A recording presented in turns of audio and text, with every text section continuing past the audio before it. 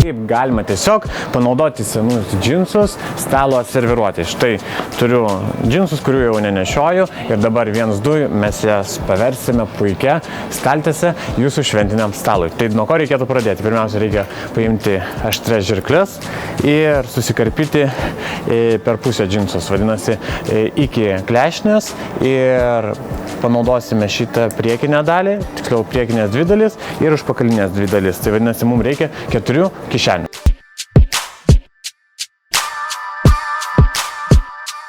Turime vieną dalį ir panaudosim, kaip ir minėjau, 2 priekinės, 2 galinės kišenės. O kam aš panaudosiu kišenės, netrukus pamatysiu.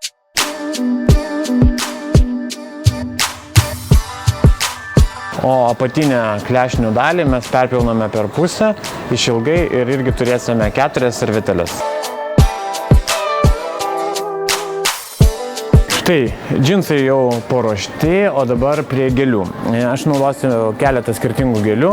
Jas pasirinkau tokias beveik neromantiškas, o labiau kaubojiškas, nes džinsai reikalauja ne daug žiedų, o kažkokių tai įmantresnių pačių augalų, kitokių faktūrų, todėl čia bus ir dygliuotų gėlių ir tokių kaip šluotelių ir kažkiek tai visą kompoziciją suminkštins žydinčios žolės, bet atrodo, kad aš tikrai jas visas parnešiau iš pievos. Taip pat mums reikės skirtingų vazų, kokių turite namuose. Geriausia naudoti vienspalvės arba džinsų spalvos, vadinasi, mėlynos spalvos, žydros gali būti ir gali būti riešutų.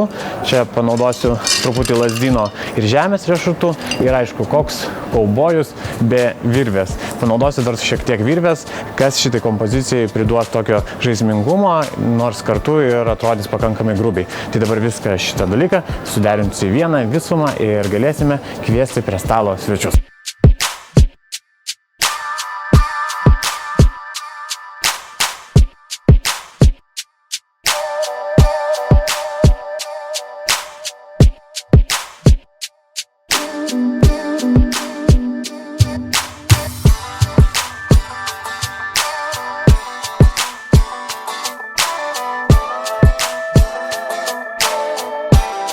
Dar galime įdėti kažkokį mini šviestuvą arba prie kaubojų nelabai tinka gal žvakės, norėtųsi tokio labiau kažkokio tai vyriškesnio elemento.